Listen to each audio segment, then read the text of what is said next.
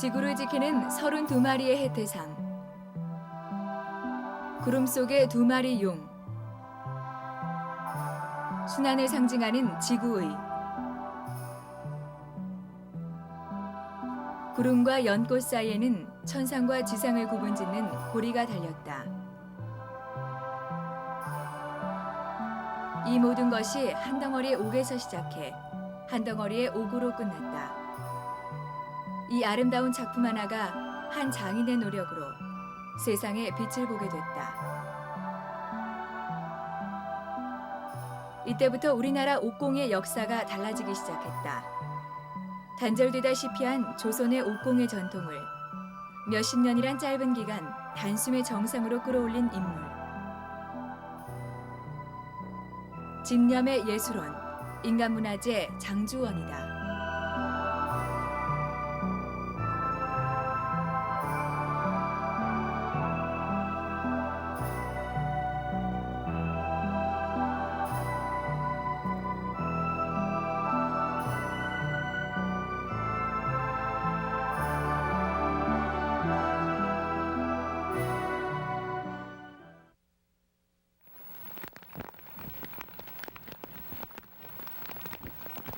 사방이 어둠에 잠겨 고요한 시간.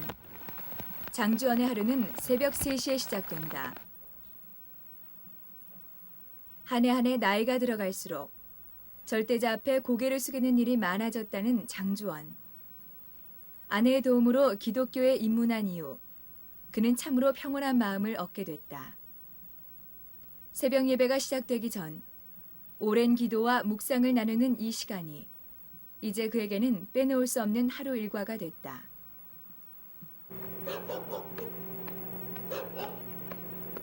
아스라의 여명이 밝아오고 천지의 맑은 기운이 유입되는 새벽 무렵, 장주원이 열심히 몸을 움직인다.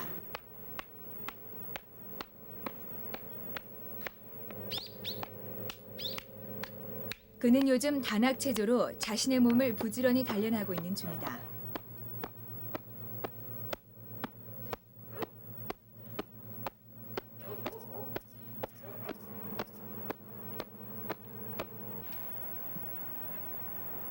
그의 머릿속은 요즘 새로운 구상들로 가득하다. 그것은 어쩌면 자신의 옥공의 인생을 좌우할 커다란 전환점을 마련해 줄지도 모른다. 새벽에 맑은 공기를 호흡하며 이렇듯 정성스레 몸과 마음을 닦는 이유도 이 때문은 아닐런지.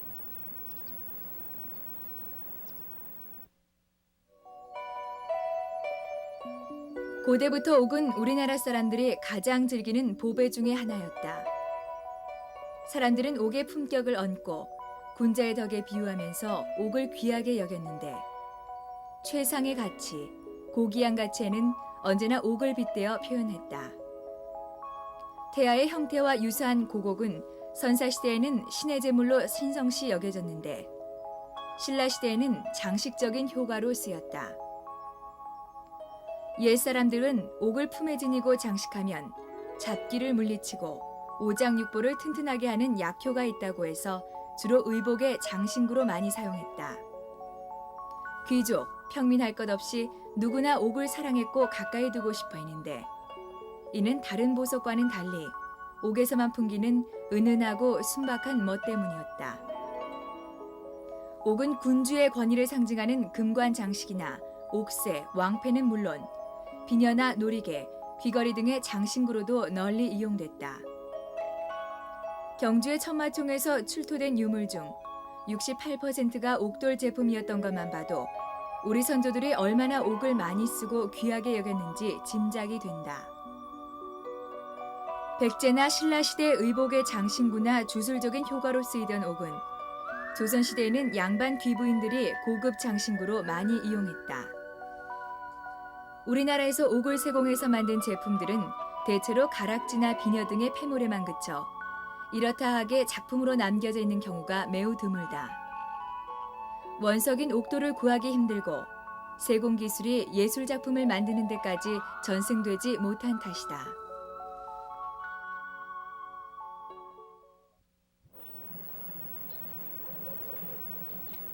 자칫하면 그 맥이 사라질 뻔한 옥공예를 숭고한 모습으로 되살려 놓은 장인 중의 장인. 인간문화재 장주원은 단절되다시피 한 옥공예를 현대에 재현시키고 있을 뿐 아니라 예술작품으로 한 단계 끌어올렸다는 평가를 받고 있다. 하지만 그가 옥공예에 입문할 무렵만 해도 우리나라 옥공예의 전통은 미미하기 짝이 없었다. 옥공예를 시작하며 그는 목표 하나를 세웠다. 처음 10년은 기술을 바탕으로 옥공예의 기초를 닦고 다음 10년은 전시회를 열어 옥의 참모습을 세상에 알리겠다는 것이다. 내가 인생을 옥과 더불어서 해야 되겠다. 그렇게 생각한 거가 이제 한 3년 이후. 그러니까 63년? 그때부터 이제 옥과 이제 더불어서 결정을 지은과 동시에 전반기 10년, 후반기 10년, 20년을 목표로 하고 한 것이 18년 만에 그 목표를 세운 거예요. 그것이 이제 동아일보 이제 초대전이었죠. 84년 동아일보 초대전에 이어 그 이듬해 일본 동경에서 초대전을 가진 후 국제적으로 작품성을 인정받으며 세상에 이름이 알려지기 시작했는데 도지방 무형문화재 지정에 이어 지난 96년 장주원은 국가지정 중요문화재 제100호 옥장으로 지정되기에 이른다.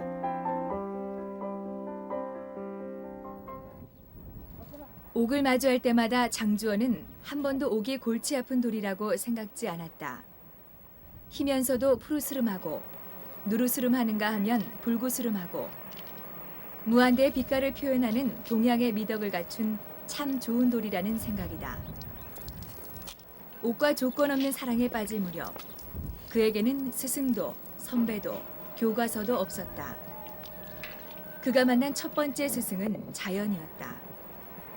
옥이 지닌 특성을 최대한 뽑아내 세상에 드러내는 일이야말로 옥장인의 몫이라는 것. 순수한 원석 상태인 옥돌과 만나 그가 깨달은 것들이었다.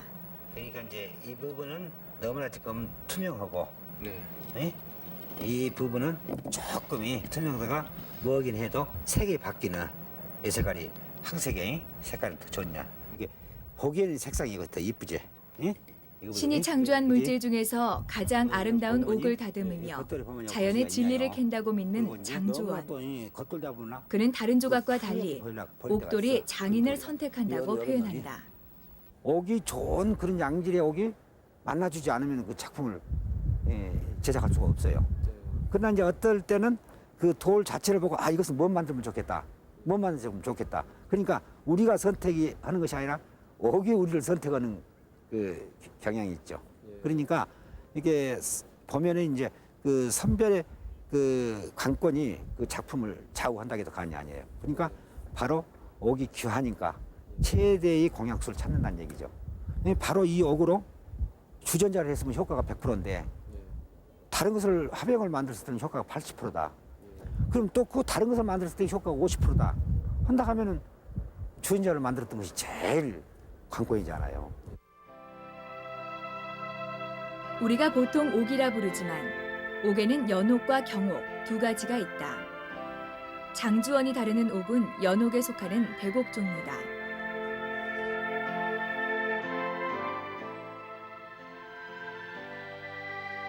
하늘과 땅의 전기를 머금고 있다는 동양의 보석. 옥에는 여러 종류가 있다. 마치 지방이 응결된 것 같다 해서 양지옥이라 불리는 백옥.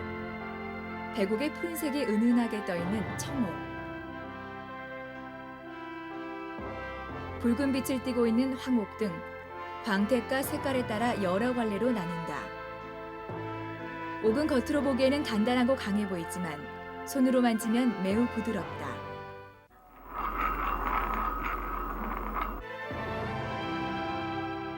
옥과 옥이 부딪히며 내는 소리는 마치 천상에서 들리는 음악 소리와 같고 겸손하고 인내하는 성질은 순박한 동양의 선비를 닮았다. 이 옥은 무궁무진해요. 그 옥의 그 습성이라는 것이 경도도 강하지만 아주 그 인장력이 쌓고 찰져요. 그러니까 어떤 섬세한 그 여건도 갖출 수 있는 그러한 이제 옥의 습성. 그러면서도 그 담백하면서도 또는 순박하면서도 그 온화하면서도 아주 강직하고 인의례지를 갖춘 돌이다.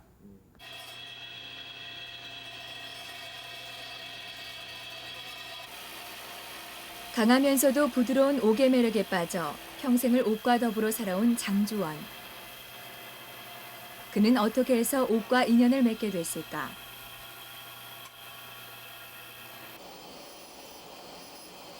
장주원이 옥공예에 투신하게 된 것은 금은세공을 하던 집안의 내력도 한몫했다.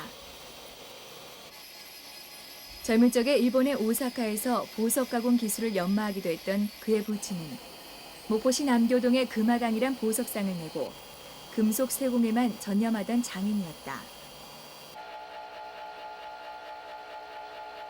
철이 들 때부터 아버지 곁에서 금을 용해하거나 연마하는 것을 거들기도 했던 탓에 그는 어려서부터 보석 가공과 자연스럽게 친숙할 수 있었다.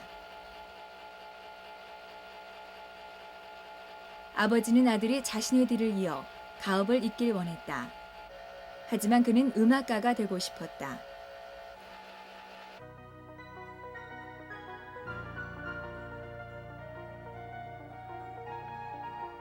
인간의 의지만 있다면 어떠한 쇠도 돌도 뚫을 수 있다는 보석 가공.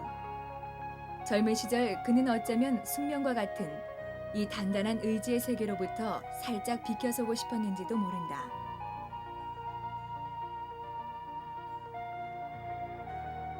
하지만 장인의 운명은 비껴갈 수 없는 것일까? 유랑벽이 발동해 고향을 등지고 방황하던 무렵 초성화 교습소나 악단에서 색소폰을 볼던 그는 아주 우연한 기회에 금속 세공에 다시 손을 대기 시작한다. 22살 되던 해 종로 4가에 있던 광창당이라는 금은세 공장에 들어가게 된 것이다.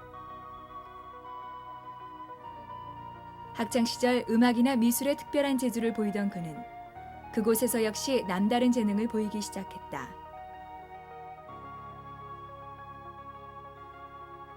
하지만 그것은 어디까지나 생활의 방편에 지나지 않았다.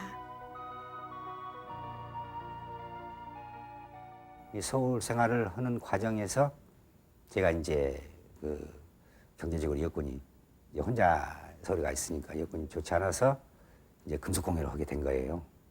이 금속공예는 불과 한 2년만 이제 그 하는 과정에서 이 금속공예와 이 보석은 이 바늘과 실과 같은 그런 이제 연관관계가 있어요.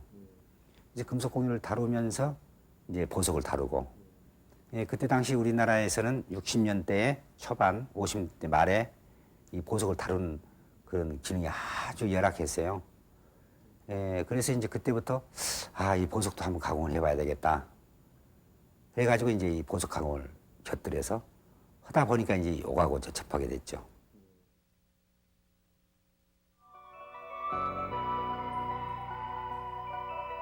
장주원이 본격적으로 옥공예에 매달리기 시작한 것은 70년대 대만의 고궁박물원을 방문하고 나서부터였다.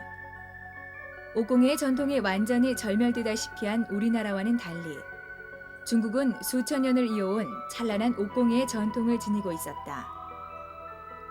옥에 대한 중국인들의 극진한 사랑, 수천 년을 이어온 묵직한 옥공예의 전통, 사회적 명예와 부가 보장되는 중국의 옥장인들, 거기다 질 좋은 대륙의 광산까지 중국은 세계에서 으뜸가는 옥의 종주국이다.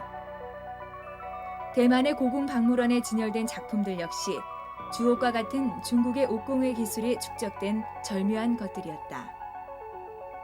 대만의 고궁박물원에서 만난 신묘한 수준의 옥공예품들은 그에게 큰 충격으로 다가왔다. 장구한 옥공예의 전통이 그의 정신을 압박했고 숨겨있던 그의 장인 기질을 들끓게 했다. 대만을 그러니까 60년대 그때 중반쯤입니다. 외국 나들이가 아주 어려운 때인데 제가 이제 그 대만 고궁박물원을 이제 방문을 해서 그때부터서 이제 그 옥에 이제 그 싹이 아주 무럭무럭 트기 시작해야 되는데 그때 제가 이제 받은 그 정신적인 충격이라 할지 또는 내가 앞으로 해야 되겠다 하는 그 이제 여기에 좌표가 이제 그때부터 이제 정립이 되는 그런 시대였는데 그 연결 그 사슬 목걸이가 있어요. 이 돌 하나를 유매가 없이 자연 그대로 이렇게 하나하나 풀어서 연결해 나가는 그 태안식 연결고리가 있습니다. 대문 밖도 나서지 않고 옥과 함께 뒹구길 수년. 우리나라 옥공예의 새로운 장을 열 작품 하나가 드디어 완성됐다. 있거나 갖다 붙이지 않고 한 덩어리의 단단한 흰 돌에서 뽑혀나온 연결고리들. 모든 옥공예의 기초가 되는 공법의 실마리가 풀린 셈이다. 고도의 기술에 필요한 고리사슬. 스스로 터득한 태완 연결고리 기법으로 그는 무려 186개의 고리를 하나의 옥돌로 조각하기도 했다. 그는 거기서 더 나아가 용이 물고 있는 여의주를 하나의 원석 안에서 그대로 조각해 입속에서 구르게 했다. 옥의 종주국은 중국의 옥공예 기술을 부분적으로 능가한 것들이었다. 장주원 씨의 옥공 기술은 섬세한 걸 볼 수가 있는데 우선 기술적으로 보면은 중국 옥공 기술에 능가할 만큼 오히려 더 훌륭한 그런 기술을 보여줍니다. 그 예를 들자면 옥환이라고 해서 옥으로 고리를 만들어서 쭉 이어서 쇠사슬 같이 사슬을 만든다든지 이런 기술은 상당히 그 어려운 기술이죠. 그리고 이 조각도 상당히 이 우리가 투공 기법이라든지 이런 것이 남이 못하는 그런 기법을 많이 사용하고 있어서 아주 그 우수한 그 장인이라고 이렇게 보여집니다. 옥장 장주원의 장인 기질은 미쳤다고 할 만큼 철저하고 파격적이다. 한번 작업에 몰입하면 자신의 공방에 처박혀 나오지 않는 걸로 유명하다. 먹고 자는 것, 심지어는 화장실 가는 것까지 잊을 정도로 참으로 지독한 구석이 있다. 달빛을 벗삼아 옥을 다듬는 방. 그래서 어떤 시인은 그의 공방을 벽산방이라 불렀다. 그가 두문불출, 방 안에 틀어박혀 옥공예에 매달리기 시작하자 생활을 꾸려나가는 건 자연 아내의 몫이었다.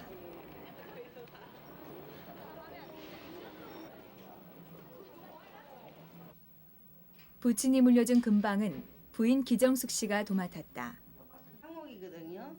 항옥이 이것은 청옥이고요. 그래서 백옥이에요.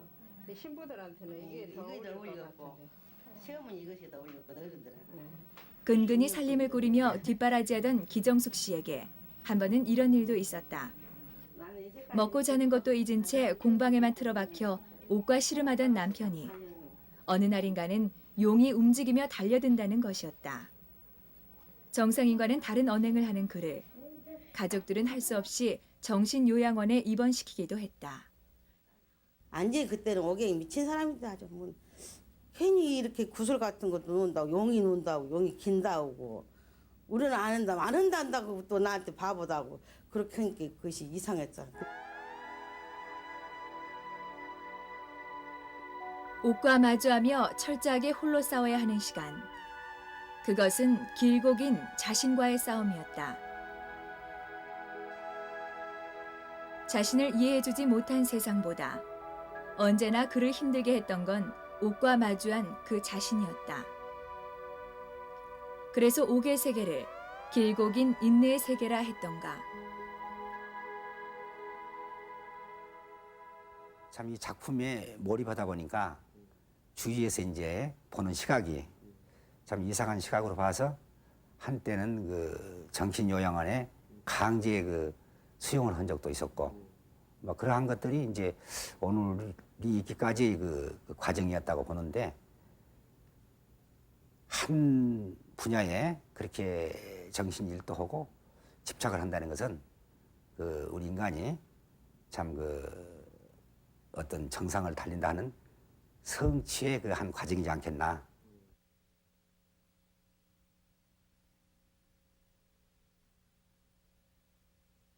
그는 옥에 미쳐 옥 제품만을 만든 장인이며 자신이 만든 작품에 신이 들려 몇 날 며칠씩 작업에 몰두하는 예술가다. 하나의 작품을 구상하고 완성하기까지 몇 개월, 길게는 몇십 년의 세월이 걸리기도 한다.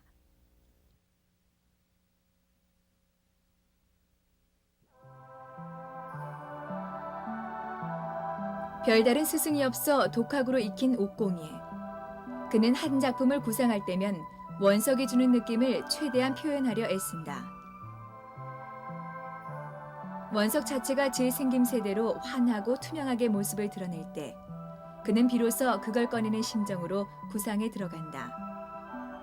자연 속에 감추어진 아름다움을 캐내는 일이야말로 진정한 옥장인의 몫이라는 생각에서다.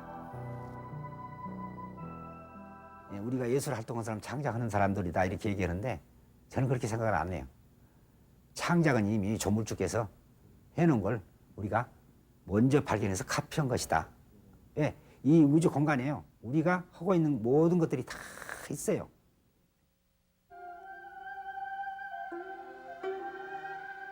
옥은 그걸 갈고 다듬는 명공의 섬세한 손길이 닿을 때야 비로소 당대의 보배로 다시 태어난다고 했던가. 그렇다면 우리 옛 선조들은 이 까다롭고 섬세한 옥을 어떻게 다루었을까? 지난해 장주원은 국립문화재연구소의 도움을 받아 옥공예품 하나를 전통 방식 그대로 재현할 기회를 가졌다. 궁중유물 전시관에 소장된 조선시대 후기 옥향로를 옛 방식으로 재현하기로 했는데 우리의 전통 문화를 보존하고 기록한다는 측면에서 여러모로 의미 있는 작업이었다. 우선 옥향료를 재현하기 위해서는 몸체와 뚜껑은 어떤 모양새로 이루어졌고 어떤 기법으로 조각됐는지 전체적인 조형 과정을 면밀히 살필 필요가 있다.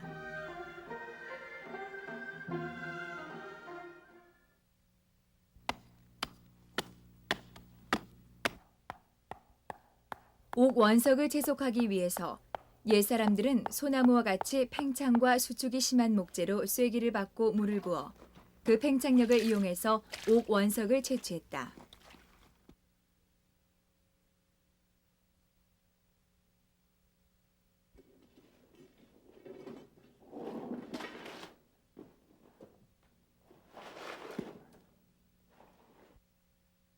캐낸 원석에는 황토를 발라 지프로 싸서 조심스레 이동시켰는데 태양빛을 받으면 단단해지는 옥의 성질 때문이었다.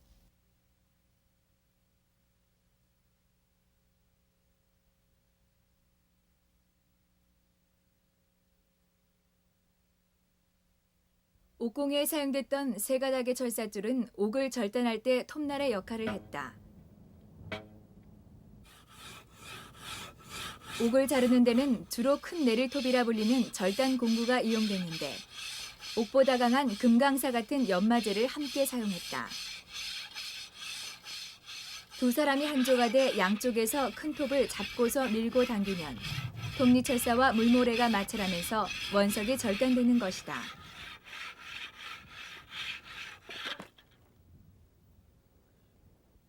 그 원석 하나가 화해서 보여요. 어떤 이제 형태를 갖춰서 그러면 그 돌 속에가 그 향로가 다 이렇게 이제 들어있느니 그 투명한 유리 속에 이렇게 작품만 이렇게 들어있는 이제 그런 이제 어떤 이제 느낌을 받죠. 이제 그랬을 때 이제 그때부터 이제 구상이 들어가고 향로의 강면에 연필로 도안을 한 다음 끝이 뾰족한 송곳으로 도안된 선을 따라 홈을 냈다. 홈이 파인 도안선을 따라 송곳으로 먹이 스며들게 하고 그 위를 숫돌로 문지르면 가는 홈에 먹선만 남게 된다.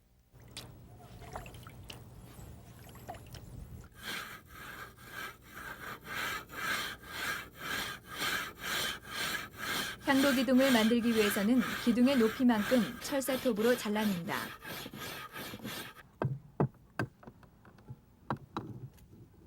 이렇게 하면 거친 형태지만 향로의 귀 부분이 드러난다.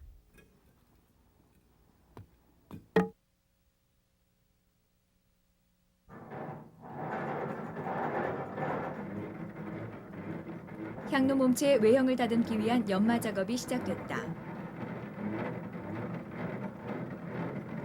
연마 작업에 사용된 기구들 하나하나에는 오랜 세월 스민 옛 장인들의 지혜가 담겨 있다. 몸체의 외형을 보다 세심하게 다듬기 위해 금강석을 이용해서 문지르기도 했다. 이제 속을 파낼 차례다. 속을 파낼 때는 활비비란 공구를 이용해 뚫는 작업을 했다. 1차로 구멍을 낸 후 망치나 못으로 두드리면 중심 부위가 부러지면서 구멍이 만들어진다. 다 파낸 향로 속 내부 원형을 다듬기 위해서 활비비에 추지석 연마공이를 연결해 속 내부의 거친 부분을 곱게 연마했다.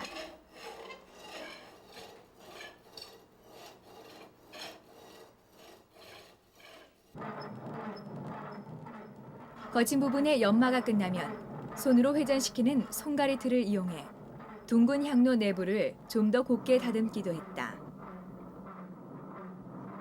쪼고, 갈고, 닦는 옥의 3가지 기법 중 연마 작업은 가장 오랜 시간이 걸리는 작업이다.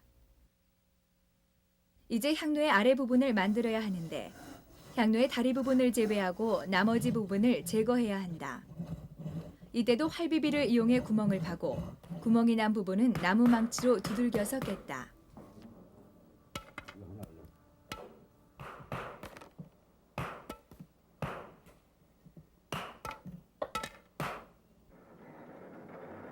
향로의 외형을 다듬는 작업 역시 힘든 연마 작업의 연속이다. 옥공예 작업의 대부분을 차지하는 연마는 외형을 잡는 거친 연마에서부터 마에 말을 거듭해 옥돌 표면에 광택을 내는 작업까지 연마의 연속이라 해도 과언은 아니다.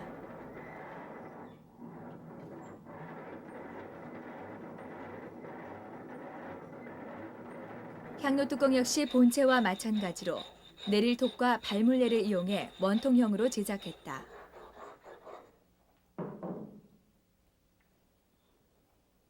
(20년에서) (30년) 뭐 (40년) 걸릴 것도 있어요. 그러니까 자기 대에서 못 만들면 그 다음 때까지도 이렇게 연결해서 만들죠. 그러니까 옥공예 작품 하나 하는데 굉장히 많은 세월이 흐르고, 그때는 이제 문명의 이기가 없기 때문에 물론 이제 도구라든가 그렇게 발달이 안 돼 있겠죠. 그래서 좀 이제 오래 걸리는 경우가 있는데, 지금도 마찬가지. 지금도 뭐 작품 하나에 대작 같은 경우는 뭐 4, 5년씩 그렇게 걸린 작품도 있어요. 이제 향로의 몸체에 들어갈 문양을 조각하기 위해서 세부적인 디자인을 할 차례다. 옥향로에는 우리 조상들이 좋아하던 전통 문양을 새겨두었다.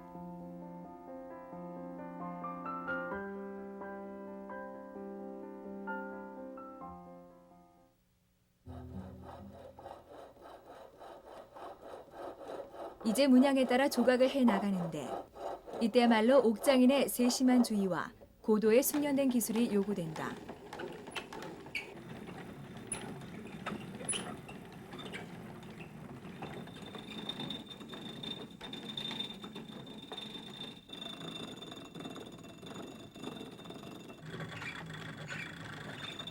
이제 이 옥향로에는 가장 중요한 귀 부분을 연마할 차례다.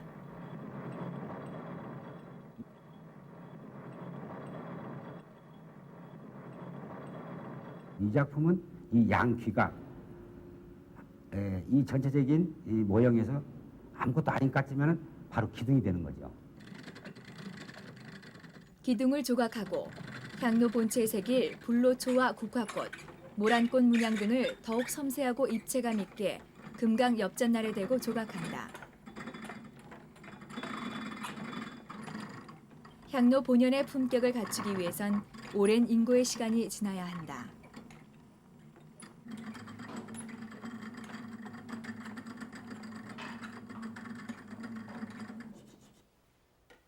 옥 표면을 곱게 수돌질해 거친 부분과 작은 흠집을 문질러서 없앤 다음 고운 사포로 문질러주면서 광택 작업이 이루어진다. 그저 옥돌일 때는 투명하지도 않고 거칠게만 보이던 옥이 정성 어린 연마 작업을 거쳐 비로소 아름답고 영롱한 보배로 빛나게 된다. 짧게는 수개월, 길게는 4, 5년이 걸리는 연마 작업. 옥공예는 끈기와 집념이 없이는 범접할 수 없는 예술이다.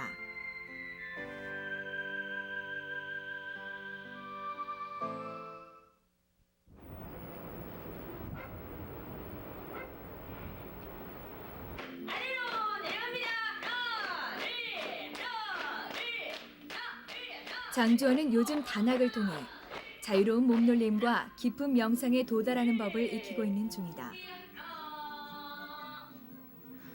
극도의 정신력과 집중력을 필요로 하는 옥공예. 육체적으로나 정신적으로 건강하지 않으면 잠시도 버텨낼 수 없는 힘겨운 싸움이다.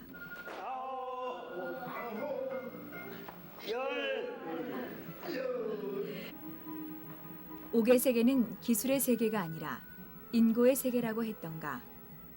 정복할 대상이 아니라 숭고한 인간 정신의 만남이라고 했던가. 그는 실제로 옥공예에 몰두하면서 3차원과 4차원을 넘나드는 신비로운 경험을 했고 때로는 풀리지 않은 공법상의 문제를 명상을 통해 해결하기도 했다. 무념무상의 순간, 알 수 없는 하나의 상이 멀리서 다가오고 우주 공간에 오로지 자신과 하나의 물체만이 교류하고 있다는 느낌. 어쩌면 그의 폭발적인 예술로는 고도로 압축된 그의 정신적인 에너지에서 생겨났던 것은 아닐까.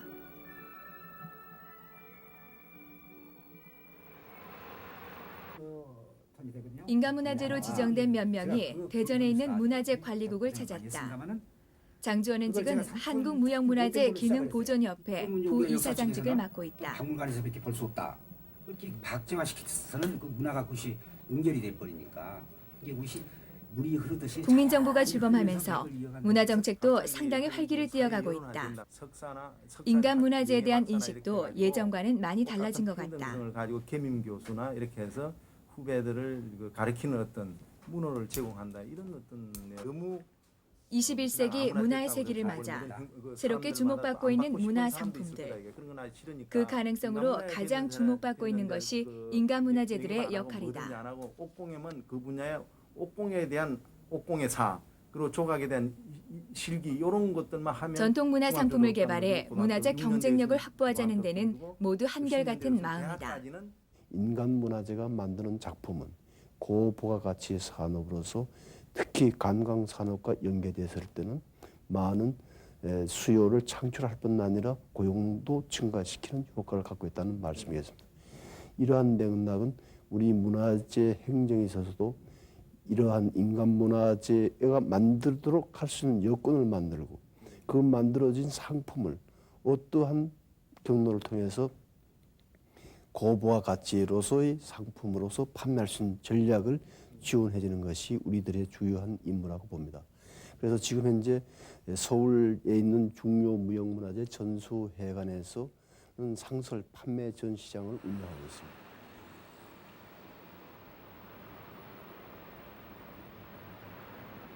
지난해 문을 연 서울 중요 무형문화재 전수회관.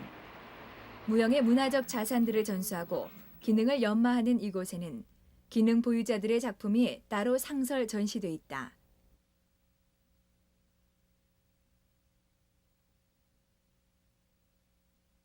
이곳에는 지난 96년 중요 무형문화재 기능 보유자 100호로 지정된 옥장 장주원의 작품도 전시장 한 켠을 차지하고 있다. 장주원의 옥공예품이 한국을 상징하는 하나의 이미지로 자리하게 된 것이다. 인간문화재들의 작품을 해외에 알리고 홍보하기 위해 마련된 상설 판매장.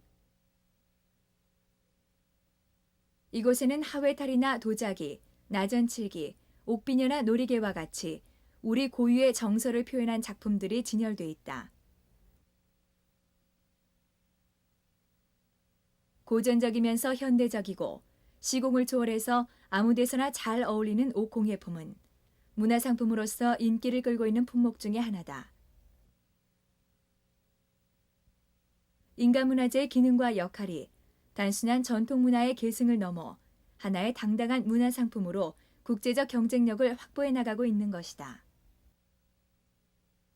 또 우리 그 보유자들께서도 소위 그 문화 경제 시대에 돌입한 이 시대에 우리 문화를 바탕으로 해서 경제도 부흥시키고 또 우리 문화도 선전하고 또 그럼으로 인해서 후손들의 문화의 긍지를 심어주고 그래서 여러 면으로 참 좋은 계기가 지금 돼가고 있는 중입니다. 옥과 함께 보낸 인고의 세월. 그는 지금 40년 옥공의 인생이 한 차례 비약할 커다란 전환기를 맞고 있는지도 모른다. 그 기간이니까 내년에는 목포 아까 향토문화관 얘기하고 옆 나니까 갓바위 인근에 우리가 이렇게 그의 이름이 서둘러서 막 새겨진 옥공의 실패하는 전수관이 거보다 들어설 얘기하고 예정이다. 써보는 것이 훨씬 좋지. 그러니까 일단 우리가 그렇게 하게 된다 하면은 또 우리 작품뿐만 아니라 이제 부수적으로요. 다른 작가들 작품도 이렇게 하고 하려면은 길이 있어야 돼. 그 전수회관이라는 궁극적인 목적이 우리가 후배들, 후손들 갖다 양성시키고 국민들한테 이러이러한 과정을 거쳐서 이렇게 하는 것을 모처럼 우리가 얼굴을 보여주기가 마주한 참 아들과 힘들다. 나누는 대화도 거기서 또 이제 전수관 건립에 관한 얘기다.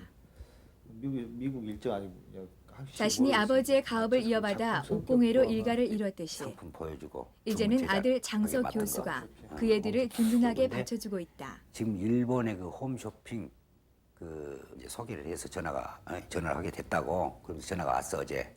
그러면서 자기 회사의 모든 그 거시기를 그 한국의 그 옥공의 전에 했던 그 전통이 팜플렛이나 그런 이제 걸 싹 남도의 보낼 끝 테니까 목포에서 참조를 새롭게 해가지고 세워질 참이다. 넣을 수 있는 작품을 수록해가지고 이제 별도로 팜플렛을 만들어서 거기다가 시민이 참 그 옥공의 그 전수회관을 이렇게 이번에 결정을 지어가지고 지금 이제 설계 단계에 들어가고 있습니다. 그래서 그 전수회관이 생긴다면은 내가 일생을 살았던 옥의 인생을 거기다 담아서 후배, 후손들한테 참 귀감이 될 수 있는 그러한 장을 만드는 것이 꿈이고 이제 더 나가서 거기에 제가 20년 또는 10몇 년 걸려서 그 만든 작품도 거기에 이제 전시해서 그 우리 시민과 더불어 그 참 애정을 갖고 참 우리 시의 참 보물이다 하게끔 하는 것이 이제 내 참 궁극적인 소망입니다.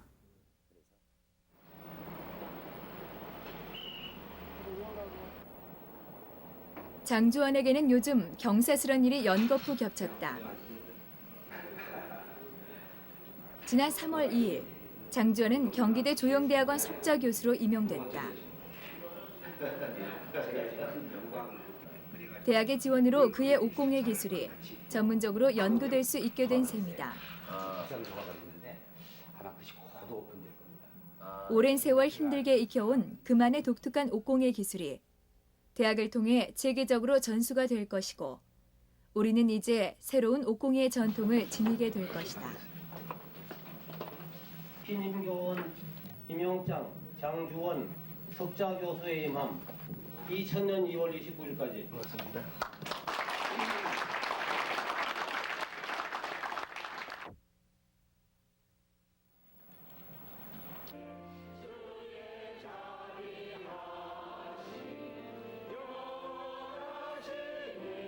정갈한 마음으로 온 가족이 예배를 드리는 시간.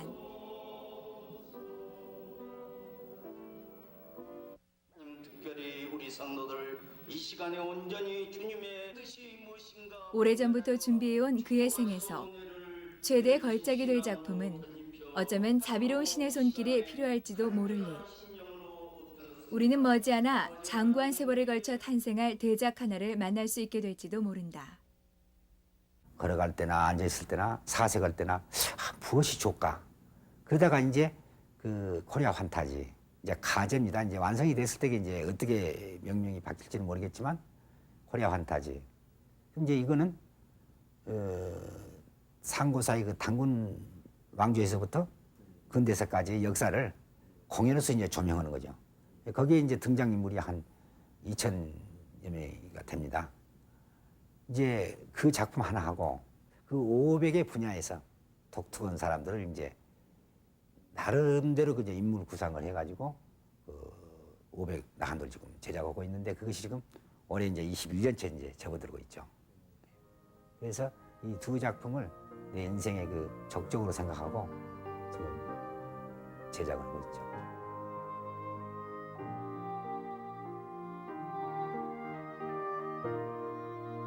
유달산의 새벽빛을 바라보며 하루해를 시작하는 장주원.